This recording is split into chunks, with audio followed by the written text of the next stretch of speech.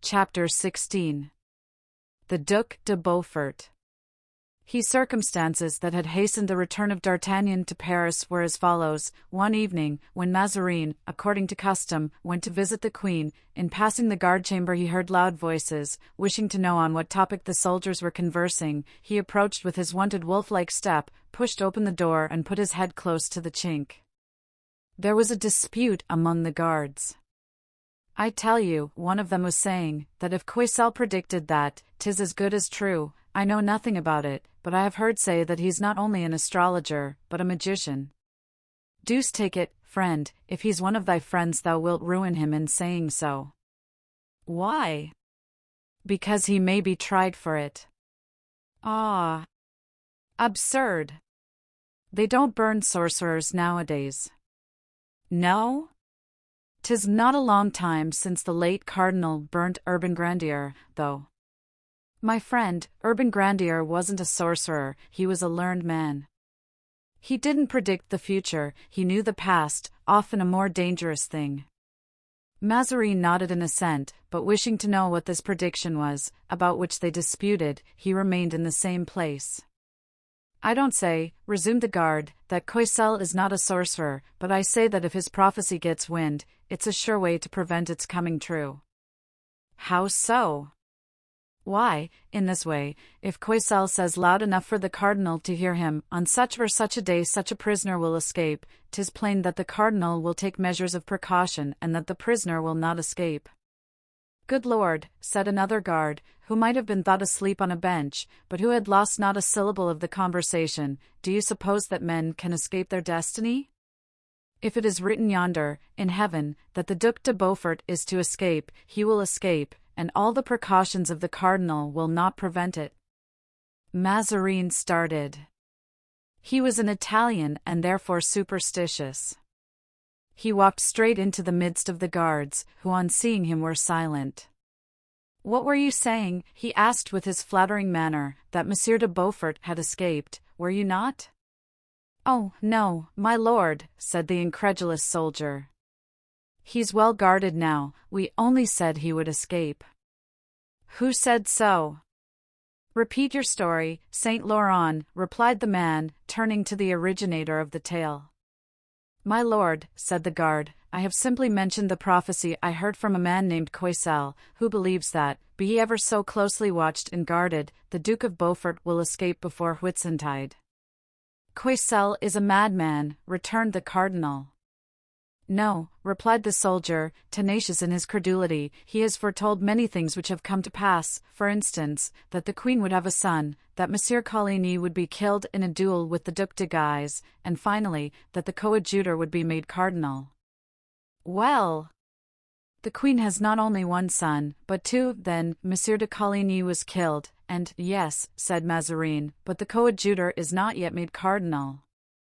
No, my lord, but he will be, answered the guard. Mazarin made a grimace, as if he meant to say, but he does not wear the cardinal's cap. Then he added, so, my friend, it's your opinion that Monsieur de Beaufort will escape? That's my idea, my lord, and if your eminence were to offer to make me at this moment governor of the castle of Vincennes, I should refuse it. After Whitsuntide it would be another thing. There is nothing so convincing as a firm conviction. It has its own effect upon the most incredulous, and far from being incredulous, Mazarin was superstitious.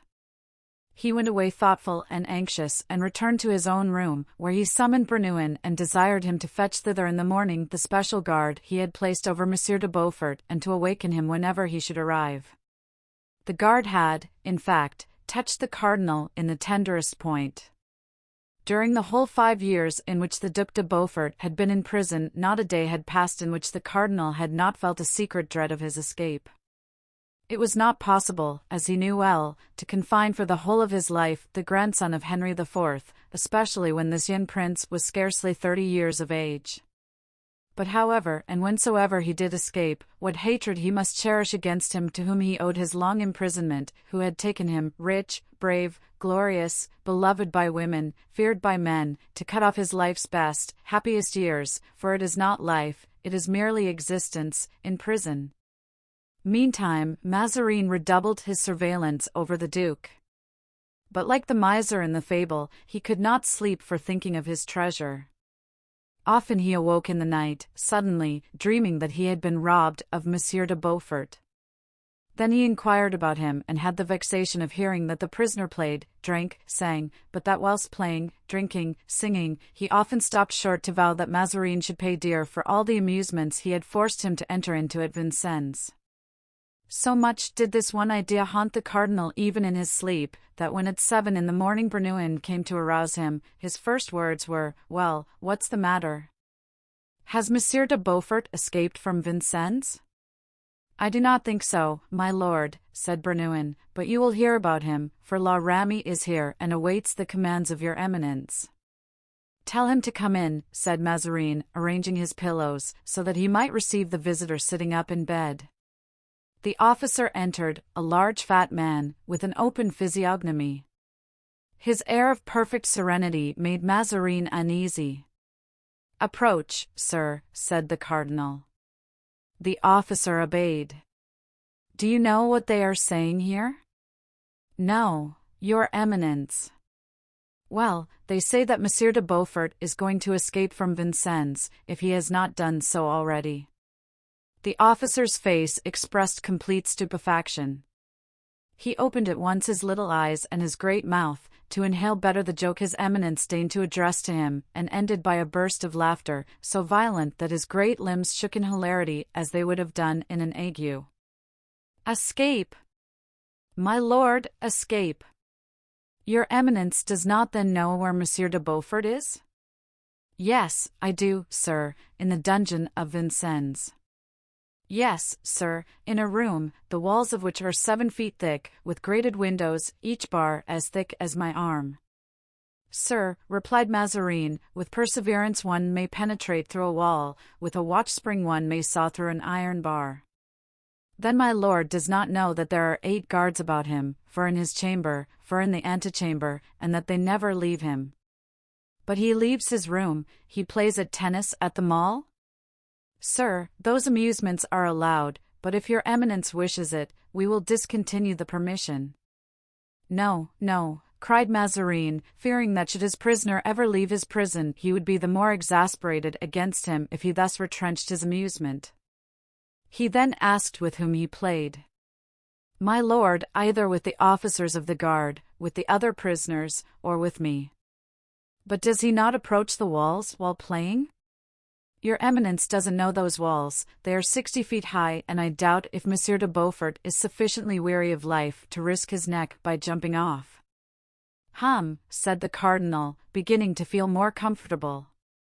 "You mean to say, then, my dear Monsieur La Ramee, that unless Monsieur de Beaufort can contrive to metamorphose himself into a little bird, I will continue answerable for him." "Take care. You assert a great deal," said Mazarin. Monsieur de Beaufort told the guards who took him to Vincennes that he had often thought what he should do in case he were put into prison, and that he had found out 40 ways of escaping. "My lord, if among these 40 there had been one good way, he would have been out long ago." Come, not such a fool as I fancied," thought Mazarin. "Besides, my lord must remember that Monsieur de Chavigny is governor of Vincennes," continued La Ramee, "and that Monsieur de Chavigny is not friendly to Monsieur de Beaufort." "Yes, but Monsieur de Chavigny is sometimes absent." "When he is absent I am there." "But when you leave him, for instance?" "Oh! When I leave him, I place in my stead a bold fellow who aspires to be His Majesty's special guard. I promise you he keeps a good watch over the prisoner. During the 3 weeks that he has been with me, I have only had to reproach him with one thing, being too severe with the prisoners." "And who is this Cerberus?" "A certain Monsieur Grimaud, my lord." "And what was he before he went to Vincennes?" "He was in the country, as I was told by the person who recommended him to me." "And who recommended this man to you?" "The steward of the Duc de Gramont." "He is not a gossip, I hope?" "Lord a mercy, my lord! I thought for a long time that he was dumb, he answers only by signs." It seems his former master accustomed him to that. Well, dear Monsieur la Ramee, replied the cardinal, let him prove a true and thankful keeper, and we will shut our eyes upon his rural misdeeds, and put on his back a uniform to make him respectable, and in the pockets of that uniform some pistoles to drink to the king's health. Mazarin was large in promises, quite unlike the virtuous Monsieur Grimaud, so bepraised by la Ramee, for he said nothing and did much. It was now 9 o'clock. The cardinal, therefore, got up, perfumed himself, dressed, and went to the queen to tell her what had detained him. The queen, who was scarcely less afraid of Monsieur de Beaufort than the cardinal himself, and who was almost as superstitious as he was, made him repeat word for word all la Ramee's praises of his deputy. Then, when the cardinal had ended, alas, sir! Why have we not a Grimaud near every prince? Patience, replied Mazarin, with his Italian smile, that may happen one day, but in the meantime, well, in the meantime? I shall still take precautions. And he wrote to D'Artagnan to hasten his return.